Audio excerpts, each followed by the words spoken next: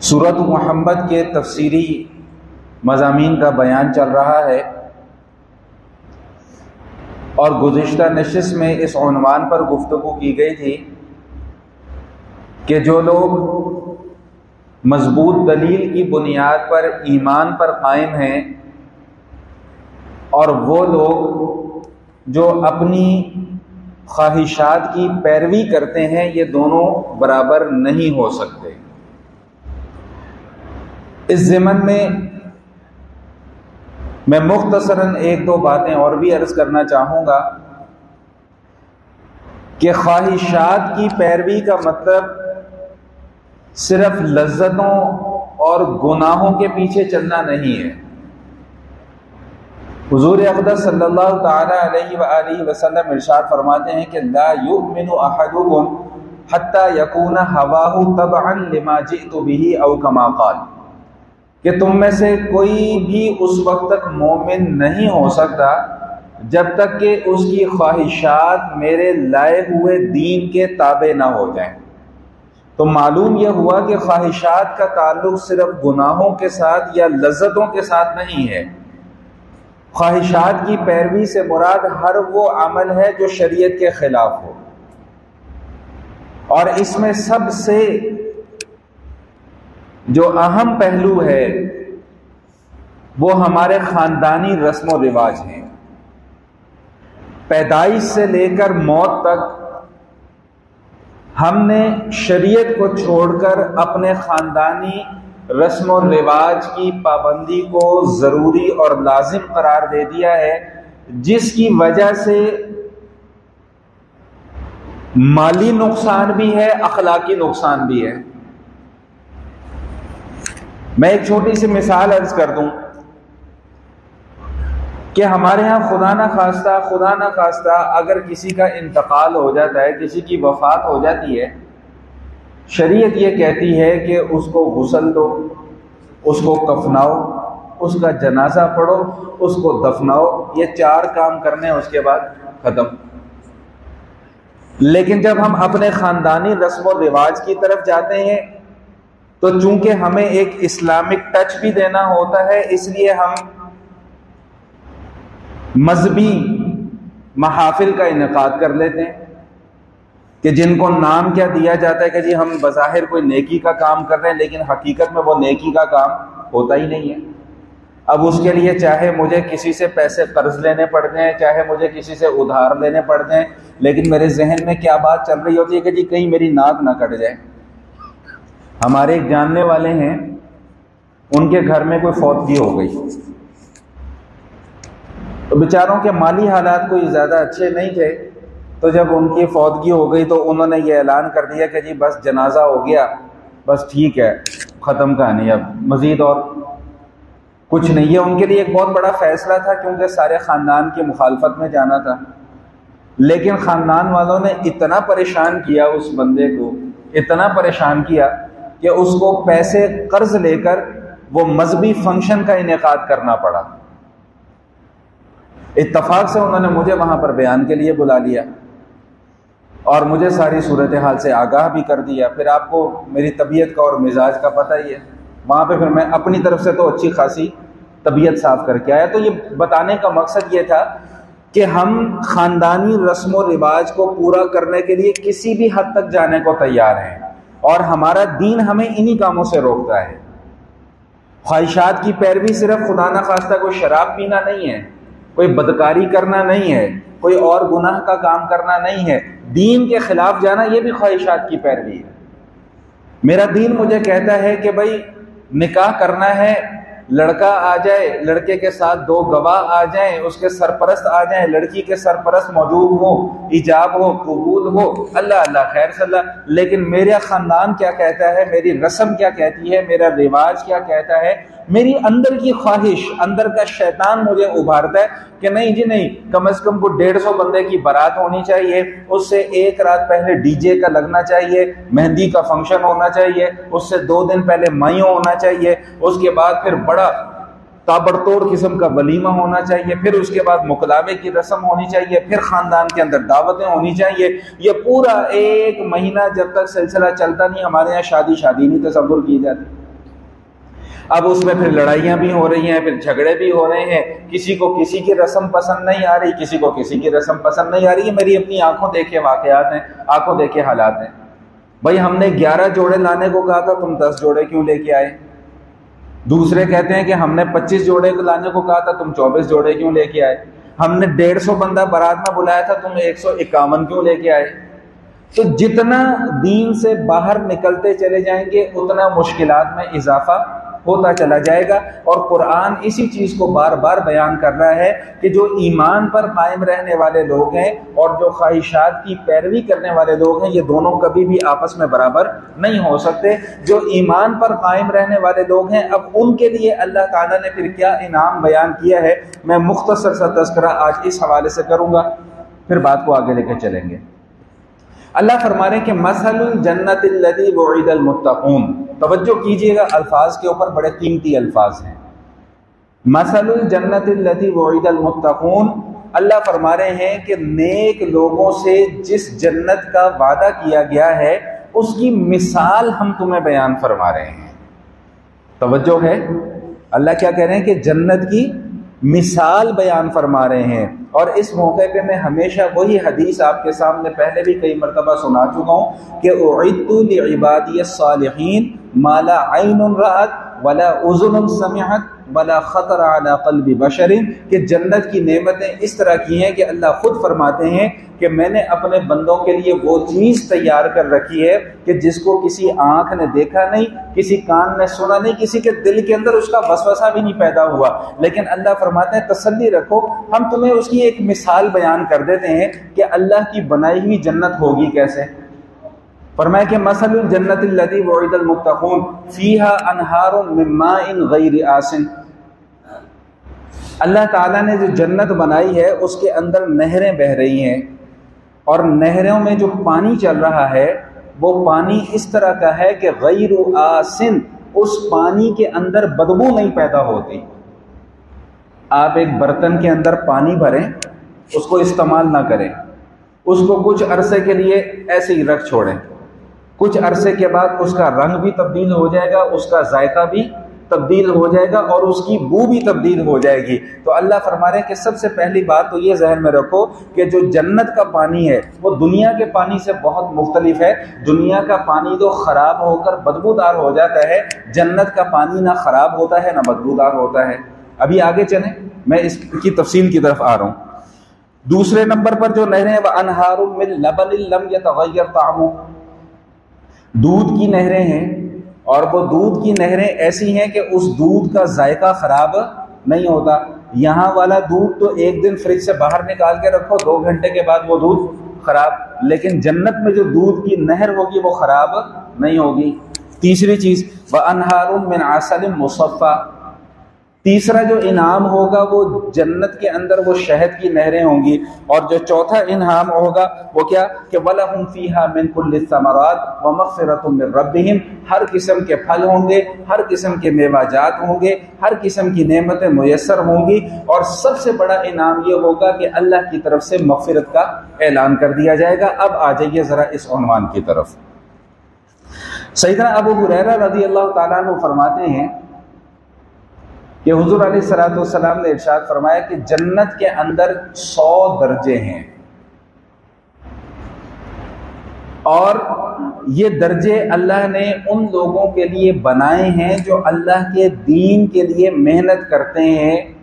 اب وہ محنت قتال فی سبیل اللہ ہو، مسجد کا مؤذن ہو، مسجد کا امام ہو، مدرسے کا مدرس ہو، جہاں کہیں بھی جو کوئی بھی دین کی خدمت کر رہا ہے، اللہ پاک نے یہ کام ان کے ذمہ لگا چھوڑا، یہ انعام ان کے لیے لگا چھوڑا ہے. اور دوسری بات یہ ارشاد فرمائی کہ ہر ایک جنت کے درجے کے درمیان میں 500 برس کا اتنا فاصلہ ہے جتنا آسمان اور زمین کے درمیان فاصلہ ہے. اور پھر اس کے بعد ارشاد فرمایا کہ سب سے اوپر جنت الفردوس ہے، اور جو جنت الفردوس کی چھت ہے وہ اللہ تعالیٰ کا عرش ہے. جو اللہ کا عرش ہے وہ جنت الفردوس کی چھت ہے۔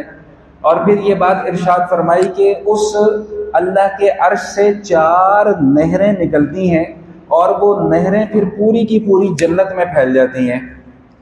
مثال صرف ابھی بیان کی جا رہی ہے، پوری تفصیل نہیں بیان کی جا رہی ہے۔ اللہ کرے میں صرف سمجھانے کے لیے کہ تسلی رکھو کہ آخرت میں جا کے تمہیں اس طرح کے انعامات ملنے ہیں۔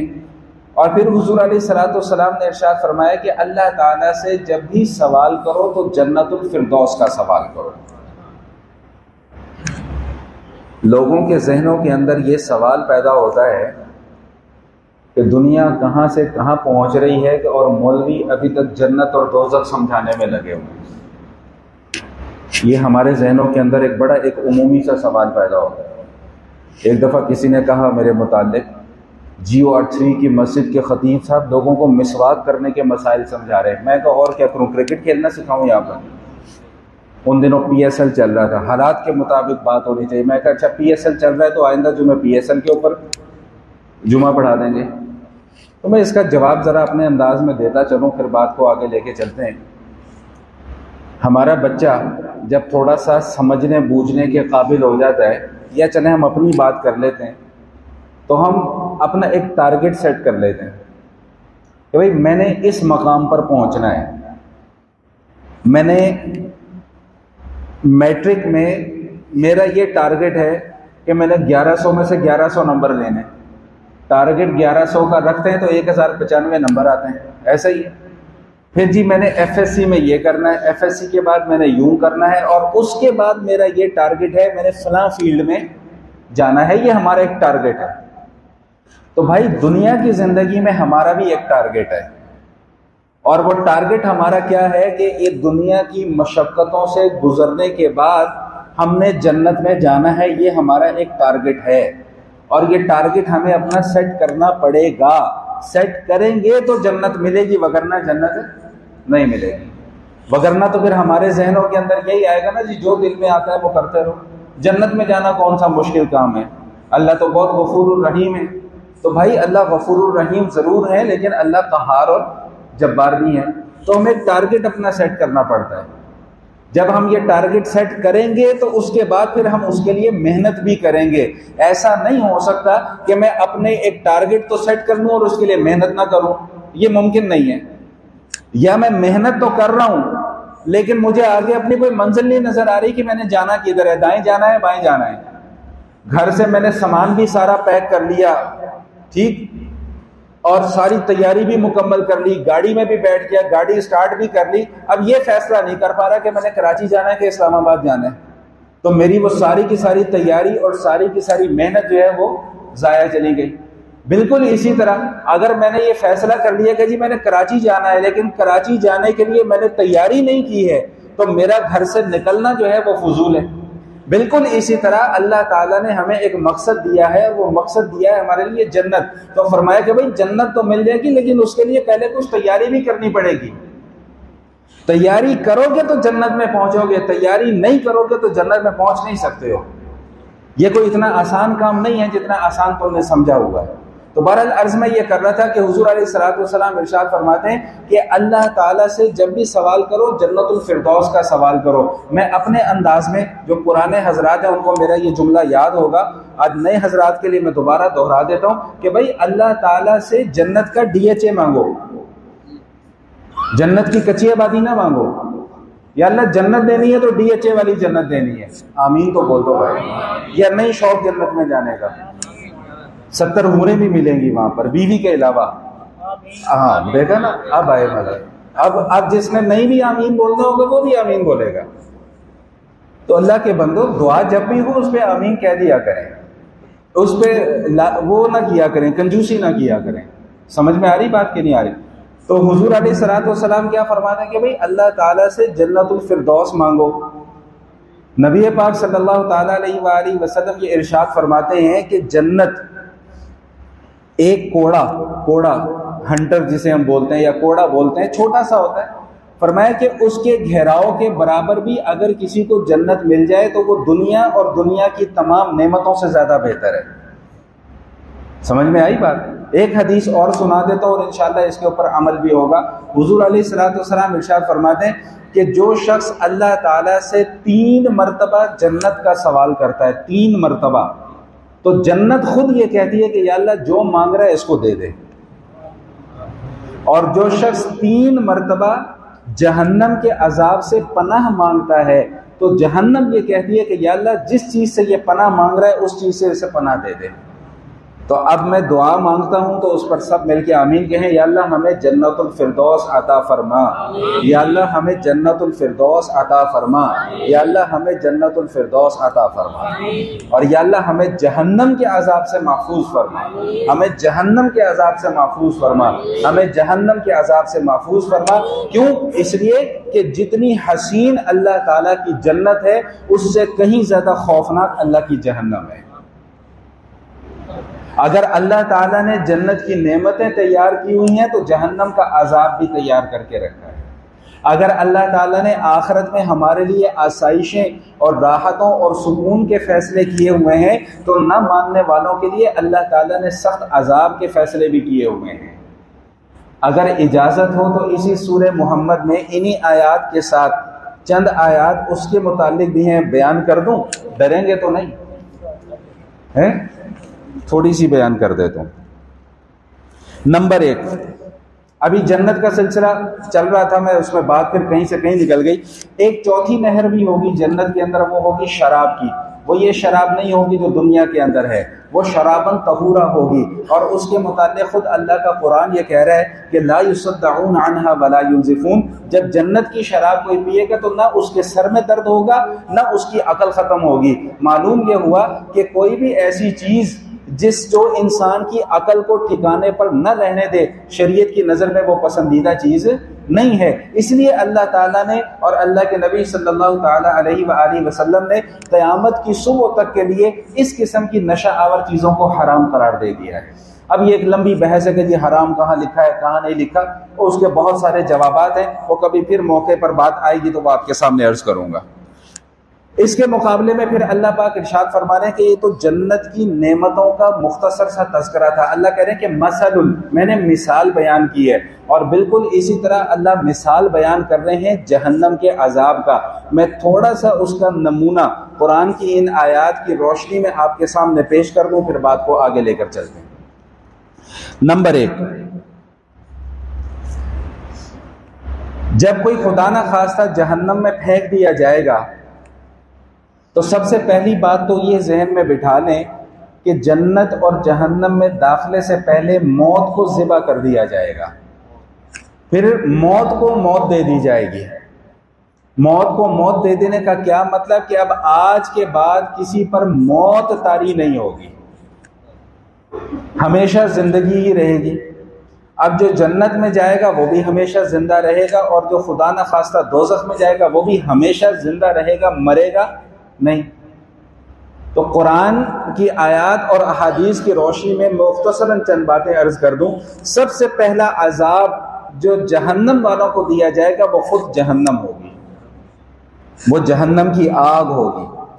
حضور علیہ الصلوۃ والسلام ارشاد فرماتے ہیں کہ جہنم کی آگ اس دنیا کی آگ سے 70 گنا زیادہ ہے، 70 گنا زیادہ۔ ایک ماچس کی تیلی جلائیں اور اس کے اندر 1 سیکنڈ سے زیادہ ہم انگلی اپنی نہیں رکھ سکتے، اس تیلی کا شعلہ بھی اتنا سا ہوتا ہے۔ اور جہنم کے متعلق نبی پاک صلی اللہ علیہ وسلم کی بہت ساری احادیث ہیں۔ اس وقت میرے ذہن میں اس کا ایک نمونہ سا آ رہا ہے کہ جہنم کو پتہ نہیں اس دنیا کی تخلیق سے بھی کتنے ہزار سال پہلے اللہ نے بھڑکانا شروع کر دیا ہوا ہے۔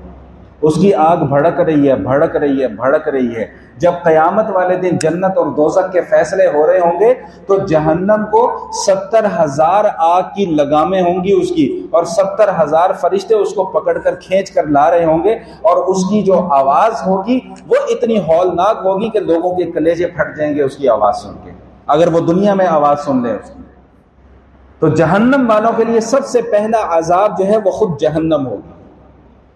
دوسرا عذاب کیا کہ ان کو بھوک لگا دی جائے گی، جہنم والوں کو بھوک لگنا شروع ہو جائے گی، کھانے کی طلب شروع ہو جائے گی۔ جب کھانے کی طلب شروع ہو جائے گی تو یہ کھانا مانگیں گے، جب کھانا مانگیں گے تو ان کو ذریع کھانے کو دیا جائے گا۔ ذریع کس چیز کا نام ہے؟ ذریع جہنم کے اندر ایک کڑوا اور بدبودار درخت ہے، وہ درخت ان کو کھانے کو دیا جائے گا۔ بھوک کا عذاب مستقل عذاب، آگ کا عذاب مستقل عذاب، پھر اوپر سے ان کو ذریع کھانے کو دے دیا جائے گا۔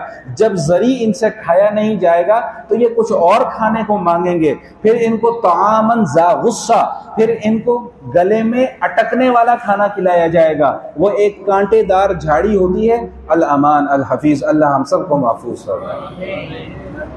اللہ ہم سب کو، میں خدا کی قسم میں صرف ڈرانے کے لیے یہ باتیں نہیں کر رہا، میں صرف سمجھانے کے لیے اور اپنی اصلاح کے لیے یہ باتیں کر رہا ہوں کہ اللہ ہمیں اس وقت سے بچا کے رکھے۔ روزانہ دعا مانگا کریں کہ اللہ ہمیں جہنم کے عذاب سے بچا لے، اللہ ہمیں جہنم کے عذاب۔ بھائی دعائیں مانگیں گے تو اللہ عمل کی توفیق بھی دے دے گا، اللہ عمل کی توفیق بھی دے دے گا۔ میں صرف اس لیے کہ قرآن پاک میں یہ آیات آئی ہیں اس لیے ان کو بیان کر رہا ہوں۔ پھر ان کو اٹکنے والا کھانا کھلایا جائے گا۔ جب اٹکنے والا کھانا ان کے گلے میں اٹک جائے گا پھر یہ پانی مانگیں گے کہ بھئی ہمیں پانی دو، پانی دو۔ وَسُقُوا مَاءً حَمِيمًا، پھر ان کو کھولتا ہوا گرم پانی پلایا جائے گا، اور وہ جو گرم پانی ہوگا وہ عام برتنوں میں نہیں ہوگا، وہ لوہے کے برتنوں میں ہوگا۔ اب آپ خود اندازہ لگا لیجئے کہ لوہے کا برتن ہو اور اس میں گرم کھولتا ہوا پانی ڈال دیا جائے تو وہ لوہے کا برتن بھی گرم ہو جاتا ہے۔ وہ جب برتن ان کے چہروں کے قریب لایا جائے گا تو ان جہنمیوں کے چہرے جھلس جائیں گے، بھون جائیں گے۔ پھر جب یہ پانی پیئیں گے تو وہ کھولتا ہوا پانی جب اندر جائے گا تو ان کی آنتوں کے ٹکڑے ٹکڑے ہو جائیں گے، پھر یہ اور پانی طلب کریں گے۔ نعوذ باللہ من ذالک، الامان الحفیظ، الامان الحفیظ۔ پھر ان کو پیپ پیش کی جائے گی جو ان کے اپنے جسم سے نکلی بھی ہوگی، یہ اس سے نفرت کا اظہار کریں گے کہ ہم نے یہ نہیں پینی، لیکن اس کو پیے بغیر کوئی چارہ کار بھی نہیں ہوگا۔ پھر جب یہ اپنی ہی پیپ پیئیں گے تو اپنی ہی پیپ اپنے ہی پخانے کے راستے سے باہر نکل جائے گی۔ یا اللہ ہم سب کو محفوظ فرما لے،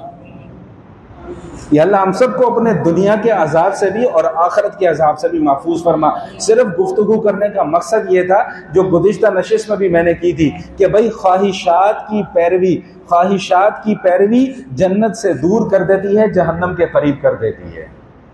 اور خواہشات صرف لذات کو پورا کرنے کا نام نہیں ہے، میں نے آغاز گفتگو کا اسی عنوان سے کیا کہ خواہشات صرف لذتوں کو پورا کرنے کا نام نہیں ہے۔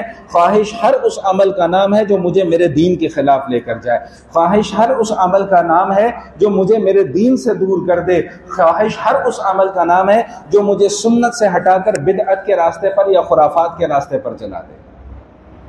تو میں عرض یہ کر رہا تھا کہ ہم صرف گناہ ان کاموں کو سمجھتے ہیں جو ہمیں گناہ کے کام نظر آتے ہیں، جو ہم اپنی خاندانی رسم و رواجوں کو ادا کر رہے ہیں وہ ہماری نظر میں وہ غلطی ہوتی نہیں ہے، ہم اس کو گناہ کا کام ہی نہیں سمجھتے، ہم اس کو غلط سمجھ ہی نہیں رہے ہیں، حالانکہ ہمیں یہ اندازہ نہیں ہے کہ ہم کتنا بڑا ظلم اپنے ساتھ اپنے آنے والی نسلوں کے ساتھ کر رہے ہیں۔ میں نے شاید پہلے بھی کسی موقع پہ یہ بات جس پر میں ابھی بات کر رہا تھا، یہ بھی اللہ کی شان ہے کہ منافقین کا طرز عمل تھا کہ حضور علیہ الصلوۃ والسلام کی محفل میں جب حاضر ہوا کرتے تھے تو بات کو توجہ سے نہیں سنتے تھے، آنکھیں ادھر ہوتی تھی، وجود ادھر ہوتا تھا، دل اور دماغ ادھر نہیں ہوتا تھا، دل اور دماغ کہیں اور پہنچا ہوا ہوتا تھا۔ اور جب مجلس سے باہر نکلتے تھے پھر تنزیہ سوال کیا کرتے تھے، اور مسلمانوں کو یہ دکھلانے کے لیے کہ حضور علیہ الصلوۃ والسلام نے اپنی مجلس میں کیا بات ارشاد فرمائی تو تنزیہ مسلمانوں سے سوال کیا کرتے تھے، حضرت نے کیا کہا ہے ابھی تھوڑی دیر پہلے، اللہ اکبر کبیرہ۔ یہ سورہ محمد کی آیات ہیں، سورہ محمد کی آیات ہیں جن کی تفسیر آپ کے سامنے میں پیش کر رہا ہوں، اپنی مرضی کی تقریر نہیں کر رہا آپ کے سامنے میں۔ یہ منافقین کا طرز عمل تھا کہ پہلے تو وہ بات سننے کو تیار نہیں، اگر بات سننے آ بھی جائے تو اللہ کے اوپر احسان کرنے کے لو جی ہم مسجد میں آ گئے جی آپ کی بات سننے کے لیے، اللہ میاں آپ کے اوپر احسان کرنے کے لیے آ گئے، آج ہم جمعہ پڑھنے کے لیے آ گئے ہیں، آپ پر احسان کرنے آ گئے، یا اللہ ہم 5 نمازیں پڑھ لیتے ہیں بس ٹھیک ہے ہمارے لیے یہ کافی ہے۔ تو یہ منافقین کا طرز عمل تھا کہ حضور کی بات کو توجہ سے نہیں سنتے تھے، ذہن ادھر ادھر ہوتا تھا، دماغ کہیں اور ہوتا تھا، وجود ادھر ہوتا تھا، بعد میں پوچھتے تھے کیا کہا جی ابھی انہوں نے، ابھی کیا فرما رہے تھے حضرت۔ تو ایسے لوگوں کے متعلق اللہ تعالیٰ قرآن کریم میں ارشاد فرما رہے ہیں کہ ان لوگوں کو آخرت میں جا کر جہنم کا عذاب چکھنا پڑے گا۔ یہ خواہشات کی پیروی کر رہے ہیں یہ لوگ. والذین اہتدوا زادہم ھدی وآتاہم تقواہم، ان کے مقابلے میں اہل ایمان ہیں. اللہ تعالیٰ، اچھا یہاں پر ایک بات اور بھی آپ کو عرض کر دوں، ایمان کی پہچان، ایمان کی شناخت، ایمان کی علامت اللہ تعالیٰ نے خود قرآن کریم میں بیان فرما دی ہے. وہ کیا ہے کہ اہل ایمان کا ایمان مزید بڑھ جاتا ہے. اس کی ایک میں چھوٹی سی مثال عرض کر دوں کہ جب ہم مسجد میں آتے ہیں، مسجد کے ماحول میں آتے ہیں، جب ہم ان خرافات سے اپنی جان چھڑا لیتے ہیں، توجہ اور دھیان ہمارا اللہ کی طرف ہوتا ہے، عبادات کی طرف ہوتا ہے، یکسوئی ہوتی ہے، تو ہمیں اپنی کیفیت اور طرح کی محسوس ہوتی ہے. اور جب ہم مسجد سے باہر نکلتے ہیں تو ہماری کیفیت کچھ اور ہوتی ہے. یہ مسجد میں بیٹھ کر کیفیت کا بدل جانا، کیفیت کا تبدیل ہو جانا، یہی تو ایمان کے اندر اضافہ ہے. یہی تو ایمان کے اندر اضافہ ہے. اور ہمیں اور کیا چاہیے؟ اور اگر مسجد میں بھی آ کر ہم اس موقع کو گنوا دیں، ضائع کر دیں، اپنی خرافات میں ٹک ٹک ٹک ٹک کرتے ہوئے ہم موبائل کے ساتھ کھیلتے رہیں مسجد میں بیٹھ کر بھی، تو یاد رکھیے گا کہ پھر نہ مسجد میں آنے کا کوئی فائدہ ہے، نہ مسجد سے جانے کا کوئی فائدہ ہے. کوئی رتی برابر کوئی اجر نہیں ہے مسجد میں آنے کا. حضور علیہ الصلوۃ والسلام ارشاد فرماتے ہیں، مجھے اب اس موضوع پر احادیث یاد آ رہی ہیں، معذرت کے ساتھ میں 2-3 حدیث میں آپ کو سنا دوں. حضور علیہ الصلوۃ والسلام کا فرمان علی شان ہے جس کا مفہوم ہے، فرمایا کہ قرب قیامت میں ایسے لوگ ہوں گے جو مسجدوں میں آیا کریں گے، مسجدوں میں بیٹھا کریں گے، لیکن مسجدوں میں بیٹھ کر دنیا کی باتیں کیا کریں گے. کوئی کسی کی غیبت کر رہا ہوگا، کوئی کسی کی چغل خوری کر رہا ہوگا، کوئی اپنے بزنس جو ہے وہ یہاں پر بیٹھ کر ڈسکس کر رہا ہوگا. اللہ کے نبی صلی اللہ تعالی علیہ وآلہ وسلم نے ارشاد فرمایا ہے کہ تم ایسے لوگوں کے قریب بھی مت بیٹھنا، قریب بھی مت بیٹھنا. یہ شیطان کی مجالس ہیں، یہ اللہ کی مجالس نہیں ہے. اللہ کی مجالس میں اللہ کا ذکر کیا جاتا ہے. شیطان کی مجالس میں شیطان کا تذکرہ ہوگا. جہاں پر غیبت ہو، جہاں پر چغل خوری ہو، جہاں پر جھوٹ ہو، سمجھ لیجئے کہ وہ شیطان کی مجالس ہے، وہ اللہ کی مجالس ہے ہی نہیں. تو بات میں یہ عرض کر رہا تھا کہ یہ منافقین کا طرز عمل تھا جس کو یہاں پر اس سورہ محمد کے اندر بیان کیا جا رہا ہے. بالکل آخری بات سنا کر آپ کو میں بات مکمل کر رہا ہوں. فَهَلْ يَنظُرُونَ إِلَّا السَّاعَةَ أَن تَأْتِيَهُمْ بَغْتَةً فَقَدْ جَاءَ أَشْرَاطُهَا، کیا یہ لوگ قیامت کا انتظار کر رہے ہیں؟ قیامت کا انتظار. تو فرمایا کہ بس قیامت تمہارے سر پر آئی کھڑی ہوئی ہے، قیامت کی علامات پوری ہو چکی ہیں، بس اب اللہ کا حکم آیا کہ آیا، آج آ جائے، کل آ جائے، پرسوں آ جائے. قیامت کا وقت کب ہے، کب آئے گی، اس کا علم اللہ پاک نے صرف اپنے پاس رکھا. نہ اپنے کسی نبی کو بتلایا، نہ کسی ولی کو بتلایا، نہ کسی صحابی کو بتلایا، نہ کسی امتی کو بتلایا. یہ فیصلہ اللہ کے ہاتھوں میں محفوظ ہے. جب اللہ چاہے گا قیامت کا فیصلہ فرما دے گا. لیکن ہمیں یہ تاکید کی جا رہی ہے کہ جلدی نہ مچاؤ قیامت کے لیے. یہ منافقین اور مشرکین کیا کہا کرتے تھے کہ جی کہاں ہے جی اللہ کا عذاب، آتا کیوں نہیں ہے جی اللہ کا عذاب، ہر وقت ہمیں اللہ کے عذاب سے ڈراتے رہتے ہو، کدھر ہے اللہ تعالیٰ کا عذاب؟ اللہ ان کو جواب دے رہے ہیں کہ فَهَلْ يَنظُرُونَ إِلَّا السَّاعَةَ أَن تَأْتِيَهُمْ بَغْتَةً فَقَدْ جَاءَ أَشْرَاطُهَا، کہ قیامت کی علامات تو آ چکی ہوئی ہیں. اب یہاں پر میں مختصراً سی 2 باتیں صرف عرض کر دوں کہ خود حضور علیہ الصلوۃ والسلام کی نبوت کا اعلان ہو جانا یہ بھی علامات قیامت میں سے ایک علامت ہے. حضور علیہ الصلوۃ والسلام ارشاد فرماتے ہیں، میری طرف دیکھیں، انا والساعۃ کہاتین، میں اور قیامت ایسے 2 انگلیوں کی طرح ہیں. کیا مطلب کہ جس طرح یہ 2 انگلیاں قریب ہیں، اس طرح میری آمد اور قیامت کی آمد بھی بالکل قریب قریب ہے. بس آخر میں ایک دعا کرنے لگا ہوں، دل چاہے تو اس دعا پر آمین کہہ دینا کہ اللہ تعالی ہم سب کو زندگی عطا فرمائے، وہ بھی ایمان کی سلامتی کے ساتھ، اور جب موت کا وقت آئے تو وہ بھی ایمان کی سلامتی کے ساتھ. وآخر دعوانا الحمدللہ رب العالمین.